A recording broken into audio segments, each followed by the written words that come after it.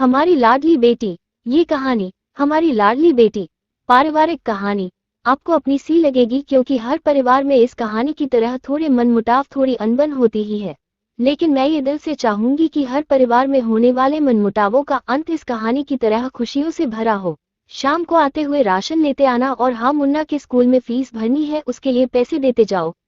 बीवी की इस मांग पर जेबें उल्टी करके दिखाने के सिवा बड़े के पास कोई दूसरा उत्तर नहीं था। माथे पर चिंता की शिकनों के साथ सवेरे तो बड़ा भाई अपने काम पर निकल गया, लेकिन उस शाम उसने पूरे परिवार के सामने इस आर्थिक संकट को दूर करने के लिए एक प्रस्ताव रखा।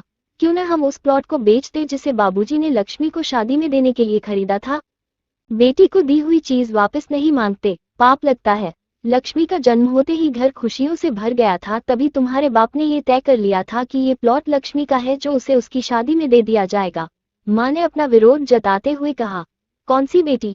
वो बेटी जो प्रेम विवाह कर घर की इज्जत को खाक में मिला गई और पिताजी की अंतिम यात्रा में भी न शामिल हुई। बड़े ने टॉट मारते हुए कहा।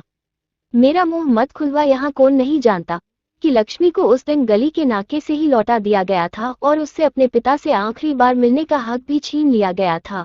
माँ ने बेटी का पक्ष लेते हुए कहा। माँ के इस वार से दोनों बेटे चुप हो गए। ना बड़ा बेटा कुछ बोल पाया, ना छोटे बेटे के मुंह से कोई शब्द फूटा। थोड़ी देर की शांति के बाद छोटा भाई बोला, प्लॉट बेच तो देंगे, पर क्या लक्ष्मी कागजात पर दस्तखत करेगी? मुझे नहीं लगता वो हमारा भला सोच भी सकती है। आखिर है तो औरत जात, पुरुषों की परिस्थिति कैसे समझ पाएगी? काफी वाद विवाद और सोच विचार के बाद सब इस बात पर सहमत हुए और पड़ोस के मोहल्ले की लक्ष्मी की दोस्त को बोलकर लक्ष्मी को घर आने का न्योता दे दिया गया। अगले दिन सुबह से गली के नाके पर खेल रहे बड़े भाई के लड़के की बुआ आ गई, बुआ आ गई की आवाज सुन घरवाले चौकन्ने हो गए। दोनों भाई मन में द्वेष और नफरत के साथ उसको कैसे घर में आने के लिए कहे, इसी दुविधा में थे। वो कहते हैं न, जरूरत के वक्त गधे को भी बाप बनाना पड़ता है। उसी कहावत के हिसाब से दोनों भाई बहनें से बात करने के लिए तैयार हुए। दरवाजे पर जब बेटी और दामाद ने पूरे 7 साल बाद कदम रखा तो माँ की आंखें भर आई और दोनों को बड़े प्यार से घर के अंदर लेकर आई। बेटी और दामाद भी माँ का इतना स्नेह देखकर भाव विभोर हो गए। शाम को साथ में बैठे बेटी दोनों बेटों और दामाद के आगे हिचकिचाते हुए माँ ने ही प्लॉट का मुद्दा उठाया। लक्ष्मी को थोड़ा अंदेशा था कि कोई बड़ी बात होगी। लक्ष्मी उसी दिन से ये सोच रही थी कि ऐसी क्या बात हो सकती है कि जो खड़ूस भाई उसे बाप का मुंह भी दिखाने के खिलाफ थे, वो अचानक इतने कैसे पिघल गए। लेकिन अब उसको सारी बात समझ में आ गई। लक्ष्मी ने तिरछी नजर से पति की तरफ देखा तो वो बोल पड़ा, देखिए माँ जी, शादी से पहले जो कुछ आपका था वो आप ही का रहेगा। ना उस पर मेरा या लक्ष्मी का कोई हक था, ना है, नहीं भविष्य में हम मांगेंगे। इसलिए आप निश्चित होकर उस प्लॉट के साथ जो करना है कीजिए। आप जहाँ कहेंगे हम वहाँ साइन कर देंगे। सुबह से अपने जीजा से नजरें चुरा रहे दोनों भाइयों ने अब अपने जीजा को अच्छे से देखा। सुबह प्लॉट के कागजात पर बहन के दस्तखत लेकर काम खत्म किया जाए, ये तय हुआ। सब इस मीटिंग को खत्म कर उठ ही रहे थे कि टीवी पर अनाउंसमेंट हुआ कि आने वाले 21 दिनों तक देश में लॉकडाउन लगाया जा रहा है। लक्ष्मी के पति ने फोन पर बात करने के बाद कहा, अब हम क्या करेंगे लक्ष्मी? कल की बस भी रद्द हो गई है और 21 दिनों तक कोई बस नहीं है, हम तो फंस गए। इस खबर से दोनों भाई बहुत निराश हो गए, क्योंकि एक तो उनकी आमदनी कम थी और 2 लोगों का और खाने पीने का बोझा बढ़ गया था। लेकिन माँ अंदर ही अंदर खुश थी, क्योंकि इतने बरसों बाद घर वापस लौटी बेटी इसी बहाने कुछ दिन आराम से उसके साथ रह पाएगी। दोनों भाई छूटक सब्जी और फल बेचा करते थे।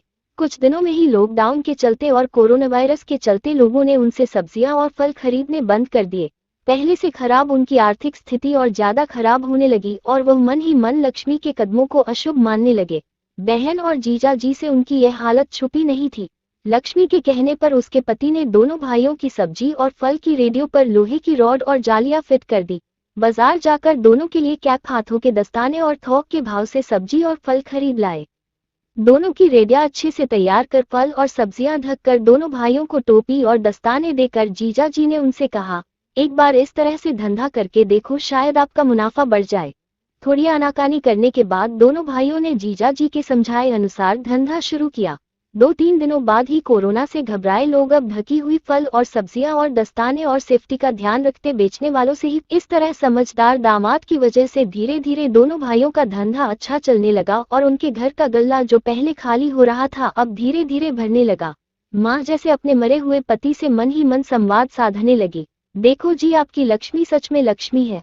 उसके पांव घर में पड़ते ही घर खुशियों से भर रहा है। दोनों भाइयों की आंखों में पहले जो गुस्सा था उसकी जगह अब शर्म ने ले ली थी। वह मन ही मन सोचते थे, क्या गलत किया था बहन ने जो हमने उसके साथ इतना बुरा सलूक किया। शादी ही तो की थी और शादी करने से पहले हमें बताया भी तो था। हम ही थे जो उसे स्वीकार नहीं कर पाए।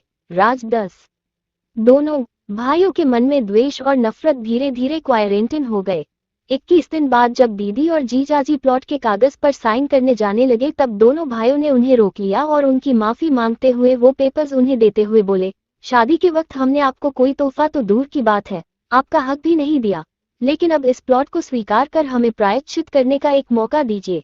सभी के आंखों में खुशी के आंसू आ गए और माँ ऊपर देखा बोली, देखा आपकी लाडकी ने आज फिर हमारा घर खुशियों से भर दिया।